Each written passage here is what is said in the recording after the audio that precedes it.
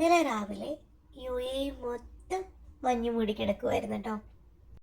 കുറച്ച് ദിവസങ്ങളായി മഞ്ഞുണ്ടെങ്കിലും ഇത്ര ഹെവി ആയി ഇന്നലെ മാത്രം ഉണ്ടായുള്ളൂ. എല്ലാ സീസണും ഇങ്ങനെയൊക്കെ തന്നെയാണ് കേട്ടോ. ചില ദിവസങ്ങൾ ഹെവി ഫോഗ് നമുക്ക് ഫീൽ ചെയ്യും. ചില തിരക്കുള്ള ദിവസങ്ങളിൽ എന്നാൽ പിന്നെ നാളെയും ഫോഗ് ഉണ്ടാകുമല്ലോ, നാളെ ഡ്രൈവിന് പോകാമല്ലോ എന്നൊക്കെ വിചാരിച്ചു കഴിഞ്ഞാൽ നാളെ കോഴി കിടന്നെടുത്ത് ഒരു പൂട പോലും കാണില്ല. എനിക്കാണെങ്കിൽ ഈ മഴയും മഞ്ഞും ചന്ദ്രനും ഒക്കെ ഒരു വീക്ക്നെസ്സാണ്. രാവിലെ കിച്ചണിൽ കയറുന്നതിന് മുൻപ് ആദ്യം നോക്കുന്നത് ചന്ദ്രനുണ്ടോ എന്നാണ്. കണ്ടാലൊരു സന്തോഷം. എന്നാൽ പിന്നെ നാളത്തേക്ക് വെക്കേണ്ട, ഇപ്പം തന്നെ ഒരു ഡ്രൈവ് പോകാമെന്ന് കരുതി. കാരണം നേരത്തെ പറഞ്ഞതുപോലെ നാളത്തേക്ക് വെച്ച് കഴിഞ്ഞാൽ മഞ്ഞ് പോയിട്ട് ഒരു വെള്ളത്തുള്ളി പോലും കിട്ടിയില്ല. ഫോഗി ടൈമിലും ഡസ്റ്റ് റൂമുള്ള സമയത്തൊക്കെ ഗവൺമെൻറ്റിൻ്റെ അലേർട്ട് നമുക്ക് മുൻകൂറായിട്ട് വരാറുണ്ട്. കാരണം തൊട്ട് മുൻപിലുള്ള വെഹിക്കിൾ വരെ നമുക്ക് കാണാൻ പറ്റില്ല ചില സാഹചര്യങ്ങളിൽ. അതുകൊണ്ട് ഇറങ്ങുന്നവരൊക്കെ സേഫ് ഡ്രൈവ്, സൂക്ഷിച്ച് വീട്ടിലെത്താനും ജോലി സ്ഥലത്തെത്താനൊക്കെ ശ്രദ്ധിക്കുക. എൻ്റെ ഈ റൈറ്റ് സൈഡിൽ കാണുന്ന ബിൽഡിങ് ഗോൾഡ് സുക്ക്, അതൊരു ഐക്കോണിക് ലാൻഡ്മാർക്കാണ് ഷാർജയുടെ. എല്ലാവരും ഫിലിമിലും വീഡിയോസിലൊക്കെ കണ്ടിട്ടുണ്ടാകും. ഇതിനകത്ത് മുഴുവൻ ജ്വല്ലറി റിലേറ്റഡ് ഐറ്റംസ് ആണ് കേട്ടോ. റൈറ്റ് സൈഡിൽ ഇതിൻ്റെ പാരലായിട്ട് സെയിം ടൈപ്പ് ഒരു ബിൽഡിങ്ങും കൂടിയുണ്ട്, അതും ഗോൾഡ് തന്നെ. വീക്കെൻഡ് ആണെങ്കിൽ ഒരു ചായയൊക്കെ കുടിച്ച് റിലാക്സായി കുറച്ച് നേരം മജാസിലൊക്കെ ഇരുന്നിട്ട് തിരിച്ചു പോകാം. വർക്കിംഗ് ഡേയിൽ ഇതൊന്നും നടക്കില്ല. കുറച്ച് സമയം അങ്ങോട്ടും ഇങ്ങോട്ടും പോയാൽ തീർന്നു. ബ്രിഡ്ജിൻ്റെ അതർ സൈഡ് ഫുള്ള് ബിൽഡിംഗ് ആണ്, അതെല്ലാം ഫോഗ് കവേർഡാക്കി. വിൻ്റർ സീസൺ ആയതുകൊണ്ട് ഈ ഏരിയ ഫുള്ള് സീഗിളായിരിക്കും.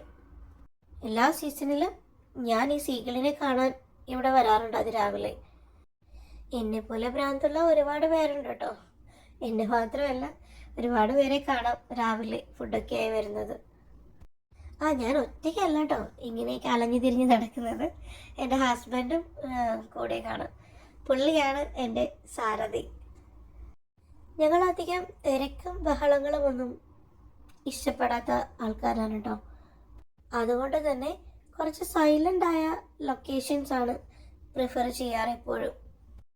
വിൻ്റർ സീസണിലും വീക്കെൻഡ്സിലും ഒക്കെ പുറത്ത് പോയിരിക്കാൻ അതുപോലുള്ള കുറച്ച് സൈലൻ്റ് ഏരിയാസൊക്കെയാണ് കേട്ടോ നമ്മളെപ്പോഴും പ്രിഫർ ചെയ്യുന്നത്.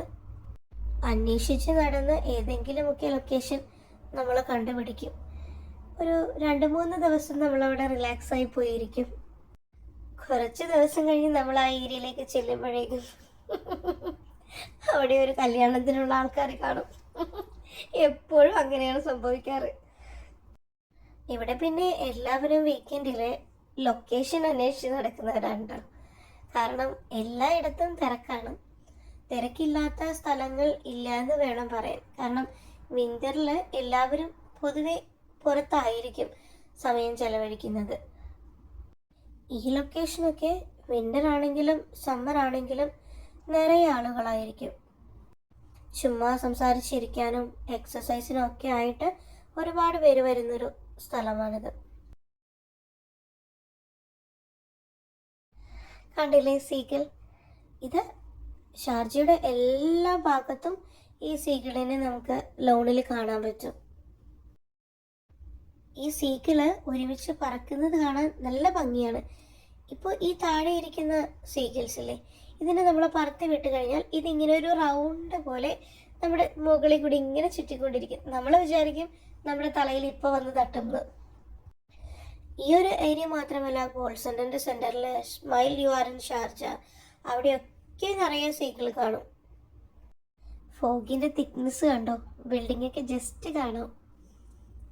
ഈ സീഗിളിനെ കാണാൻ വരുമ്പോഴുണ്ടല്ലോ, ആകെയുള്ളൊരു പ്രശ്നം എന്താണെന്ന് വെച്ച് കഴിഞ്ഞാൽ, നമ്മൾ കാറ് പാർക്ക് ചെയ്ത് അധികം നേരം ഇവിടെ കിടന്നു കഴിഞ്ഞാൽ കാറിൽ ഫുള്ള് വൈറ്റ് ഡിസൈൻ ആയിരിക്കും. ഇത് കാഷ്ടിച്ച്. ഈ ലൊക്കേഷൻ എല്ലാവർക്കും അറിയാൻ സാധിക്കുമെങ്കിലും അറിയാത്തവർക്കും വരാൻ ഉദ്ദേശിക്കുന്നവർക്ക് വേണ്ടിയിട്ട് പറയുകയാണ്. ഇത് ഷാർജ ഗോൾഡ് സൂക്കിൻ്റെ സൈഡിലാണ് ഈ ലൊക്കേഷൻ. ജുബൈൽ ബസ് സ്റ്റോപ്പിൻ്റെ ഓപ്പോസിറ്റ് സൈഡ്. പാർക്കിംഗ് ഇവിടെ ബ്ലൂ സോൺ ആയതുകൊണ്ട് വീക്ക് ഡേയ്സും വീക്കെൻഡ്സും ഒക്കെ പാർക്കിംഗ് ഇടണം. അപ്പോൾ ഫൈൻ കിട്ടാതെ ശ്രദ്ധിക്കണം. പാർക്കിംഗ് ഒക്കെ ധാരാളം ഉള്ളത് കൊണ്ട് അതിന് സമയമൊന്നും വേണ്ട, പെട്ടെന്ന് കിട്ടും. വീക്കെൻഡിലാണെങ്കിൽ തിരക്ക് കാണും. അപ്പോൾ നിങ്ങൾ വീഡിയോ കാണും. അടുത്ത വീഡിയോ ആയിട്ട് വീണ്ടും വരാം.